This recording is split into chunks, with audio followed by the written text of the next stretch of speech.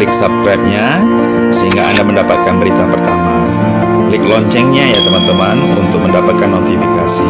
Jangan lupa share. Dengan share Anda mendukung program ini. Terima kasih. Apa maksud firman Tuhan yang mengatakan terikat di bumi, terikat di surga, terlepas di bumi, terlepas di surga? Tuh, Matius 16 ayat 19. Beginilah firman Tuhan. Kepadamu akan kuberikan kunci kerajaan surga. Apa yang kau ikat di dunia akan terikat di surga. Dan apa yang kau lepaskan di dunia akan terlepas di surga. Demikianlah firman Tuhan. Nah, mohon penjelasannya Pak Jeki. Ya, luar biasa nih, pertanyaannya menarik. Tapi supaya yang lain nggak tidur, serahkan dulu kepada yang lain. Ayo Pak JB atau Pak Obaja, silakan. Ya, kalau saya memahami ayat ini, itu pada posisi Rasul Petrus sebagai sebagai rasul yang padanya didirikan gereja. Nah, apa yang dilepaskan oleh Rasul Petrus akan terlepas di surga. Apa yang diikatkan Rasul Petrus ya akhirnya sebagai ikatan di gereja, ya, iman yang dilepaskan itu juga akan terlepas di surga. Apa yang diikatkan atau dibaptis oleh Rasul Petrus juga akan terikat di surga. Kurang lebihnya begitu. Jadi ini berposisi mengatakan tentang posisi Rasul Petrus sebagai pendiri gereja. Terima kasih. Terima kasih Pak atas penjelasannya. Kalau menurut Pak Jeki, bagaimana penjelasannya? Biar saya lebih mengerti gitu Pak. Mohon dijelaskan. Ya, saya oper ke abang saya yang lain dulu sis ya, biar semuanya bangun. Pak JB masih ada di lokasi monitor. Pak JB monitor. Oke. Ini pertanyaan menarik ya, dan ini banyak tafsirnya. Nah, salah satu yang disampaikan Pak Obaja tadi itu udah benar ya. Itu salah satu tafsir kalau kita hanya mengacu kepada Matius 16:19 ya. Memang pertama kali kunci itu diberi kepada Rasul Petrus ya, sebagai soko guru dan sebagai orang yang pertama sekali diberi kepercayaan untuk mendirikan gerejanya. Nah, tapi apakah hanya kepada Rasul Petrus kunci itu? Nah, ini kan menarik jadinya. Karena kalau hanya kepada Rasul Petrus, Petrusnya sudah mati, apakah selesai? Nah, ini tanda tanya besar. Harusnya kunci itu tidak selesai. Nah, jadi kalau masuk nanti ke tafsir, kalau pamannya saudara-saudara kita Katolik, kunci itu diberikan kepada Paus. Makanya tidak berakhir terus kepada Paus-Paus. Nah, lalu bagaimana dengan kita? Nah, makanya kunci di situ, salah satu tafsir pengertian rohaninya adalah berbicara tentang kuasa. Kuasa yang diberikan Tuhan kepada gerejanya. Nah, siapa gerejanya? Kita, orang percaya. Nah, pertanyaan kuasa untuk apa? Nah, kan begitu. Nah, jadi kalau kita baca di Alkitab, itu Matius 16:19, itu juga ada di Matius 18 ayat 18. Nah, kalau Matius 18 ayat 18 itu bukan kepada Petrus. Perikopnya dikatakan tentang apa? Ya, Matius 18 ayat 18 itu berbicara, perikop di atasnya itu tentang menasehati sesama saudara. Nah, saya baca ya, aku berkata kepadamu, sesungguhnya apa yang kamu ikat di dunia ini akan terikat di sorga. Dan apa yang kamu lepaskan di dunia ini akan terlepas di sorga. Nah, ini kepada sesama saudara, waktu menasehati. Nah, ayat yang sama juga ada di Yohanes 20 ayat 23. Nah, ini berbicara tentang apa? Perikopnya di situ, Yesus menampakkan diri kepada murid-muridnya. Isi ayatnya apa? Jikalau kamu mengampuni dosa orang, dosanya diampuni.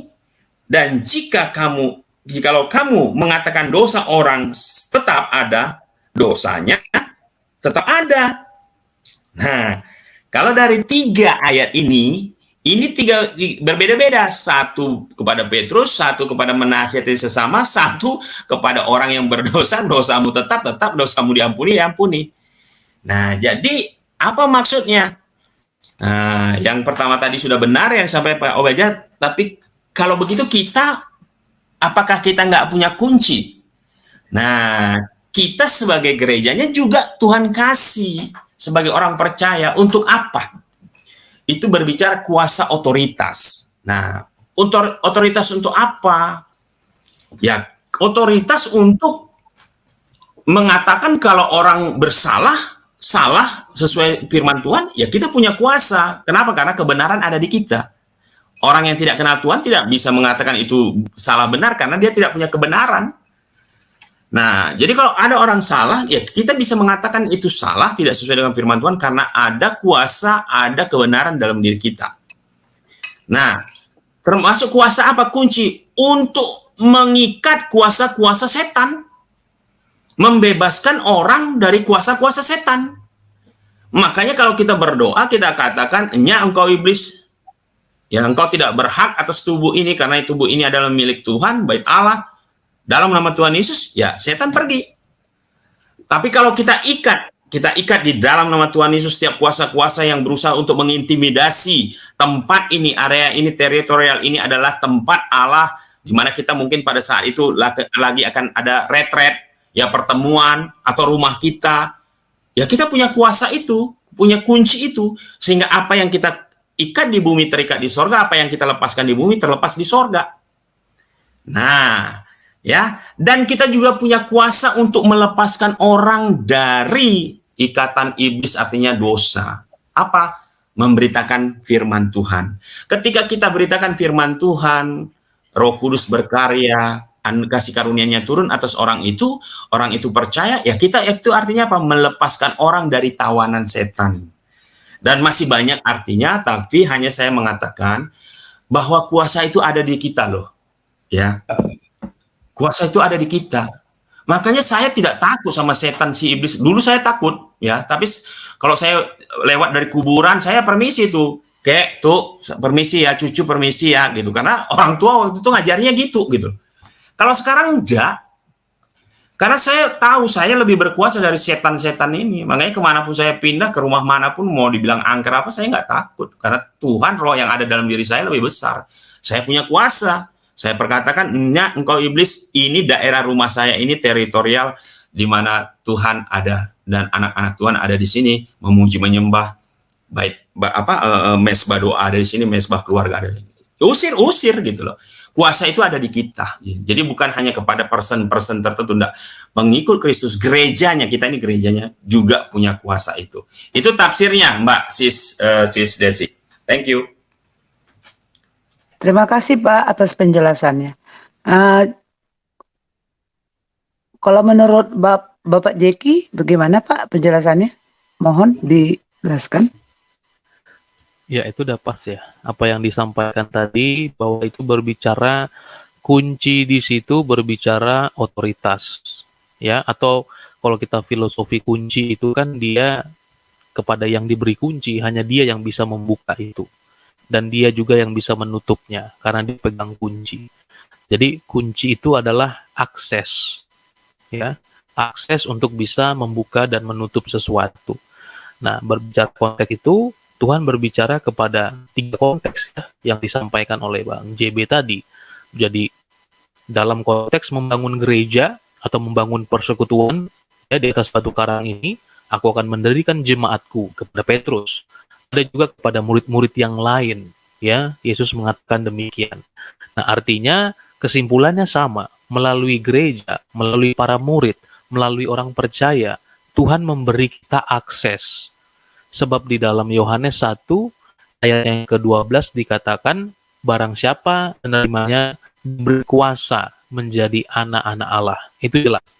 Jadi kalau misalnya Sis Desi ya, mungkin waktu kita anak-anak, berani nggak kita ke rumah tetangga kita terus kita buka kulkasnya? Pasti nggak berani kan? Iya. Wih, anak siapa nih datang buka kulkas, kan begitu? Pasti kita jeper dong ya kan? Ini anak siapa gitu, nggak kenal. Tapi kalau dia anak di rumah itu, apakah dia akan ngomong kepada bapaknya, Pak, izin aku buka kulkas gitu? Enggak dong. Enggak ada, Iya, enggak Bang. mungkin dia izin. Dia pasti akan langsung buka. Orang punya bapaknya kok. Ya kan, punya mamanya, punya bapaknya. Nah, jadi itu berbicara akses. Barang siapa menerimanya diberi kuasa menjadi anak-anak Allah. Jadi kita punya akses meminta kepada Allah, menyembah kepada Dia, ya. Kita merasakan hadiratnya, itu akses yang luar biasa.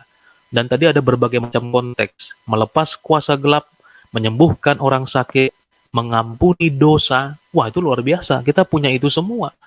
Ya, ingat dalam konteks ini murid Yesus sungguh-sungguh. Mm. Dan kalau kita memang adalah murid Yesus sungguh-sungguh, anak Tuhan, orang percaya, belajar firman, ya kita bisa melihat apakah orang ini benar-benar bertobat atau hanya pertobatan abal-abal, ya. Hari ini bertobat, besok kumat, ya. Itulah orang gitu kan.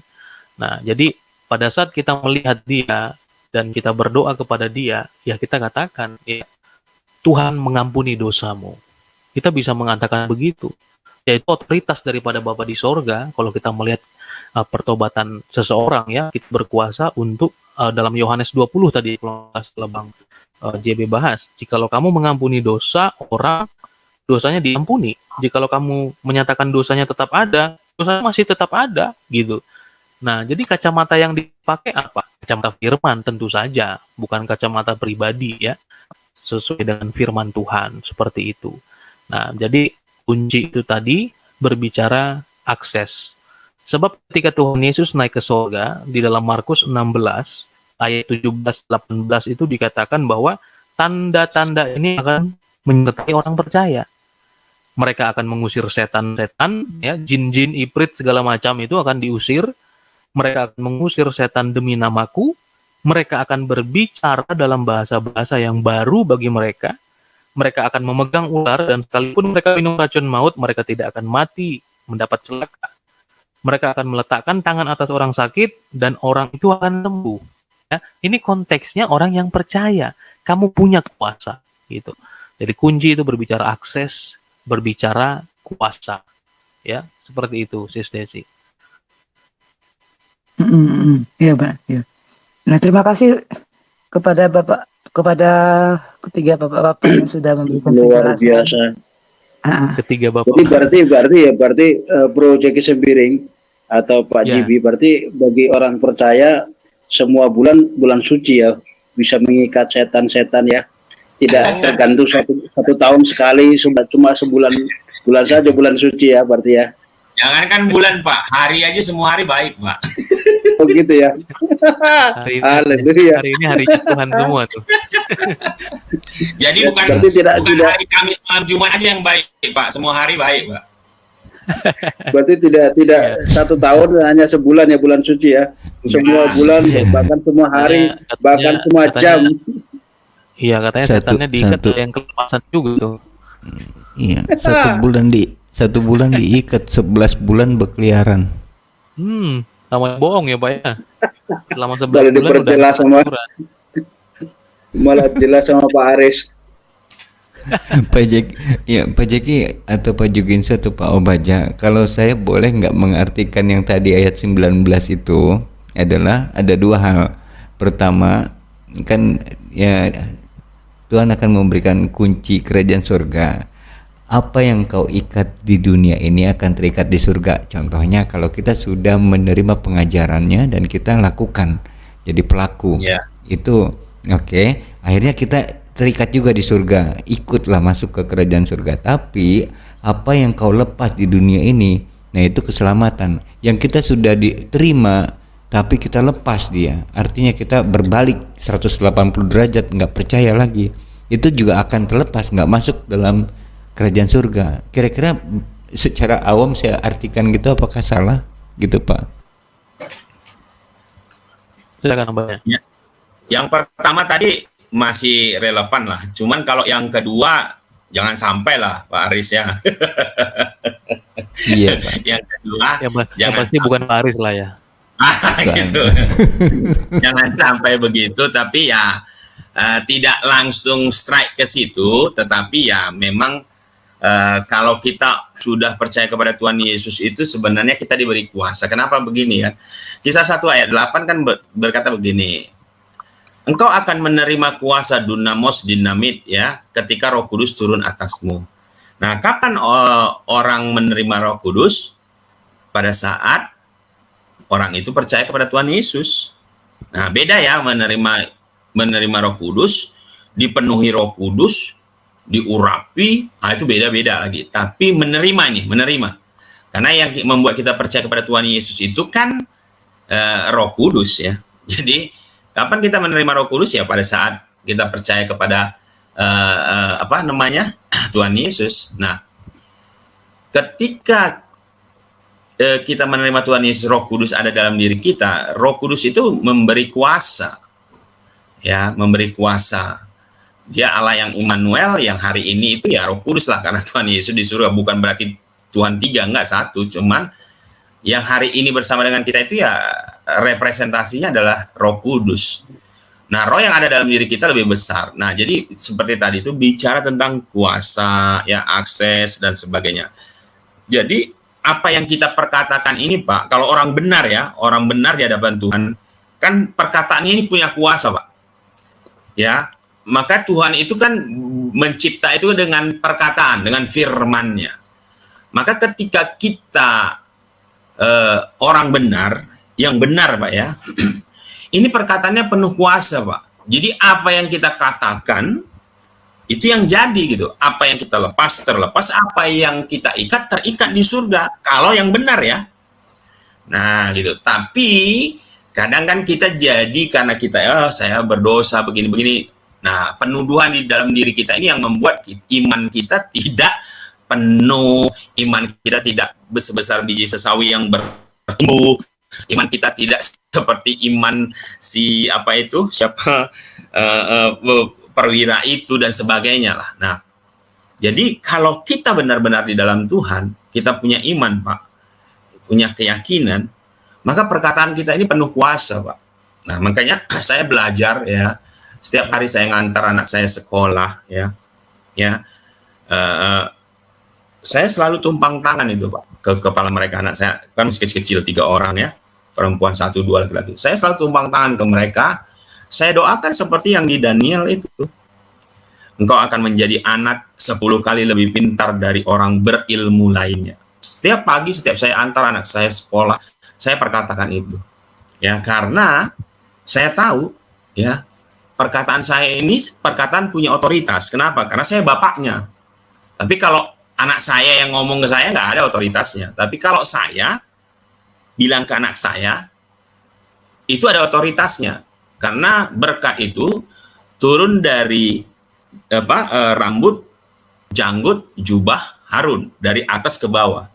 Nah, perkataan orang punya otoritas itu punya kuasa. Makanya saya berdoa, saya perkatakan setiap hari, mengantar engkau akan menjadi anak yang pintar, 10 kali lebih pintar dari orang berilmu. Apa ada ayatnya? Ada ayatnya. Jadi perkataan kita ini harus firman ya, jangan bukan firman. Kalau bukan firman nggak ada kuasanya. Perkataan yang punya ada dasar firmannya gitu. Jadi apa yang kita ikat di bumi terikat di sorga, apa yang kita lepaskan di bumi terlepas di. Kalau kita lepaskan berkat, orang itu terima berkat, Pak. Kalau kita lepaskan kutuk, kalau kita punya otoritas itu juga keluar, Pak. Makanya hati-hati ketika kita mengutuki anak kita. Kamu bodoh, goblok, itu terjadilah, Pak. Tapi kalau anak kita ke orang tua, bapak goblok, nggak bisa, karena dia nggak punya otoritas, dia ada di bawah kita. Makanya kalau kita di dalam pelayanan di dalam jemaah lokal mengerti tentang yang namanya leadership, kepemimpinan, berbicara tentang otoritas. Kalau kita mengerti, nggak berani main-main sama gembala yang di atas kita, yang punya otoritas ya, yang benar ya. Itu nggak berani main macam-macam. Bagaimana yang namanya submission ya, ketaatan dan penghormatan itu dua hal yang berbeda ya. Mana yang harus, mana yang tidak harus, kalau tidak benar itu diajarkan gitu. Itu Pak Aris. Baik Pak Jugensu, terima kasih banyak pencerahannya Pak.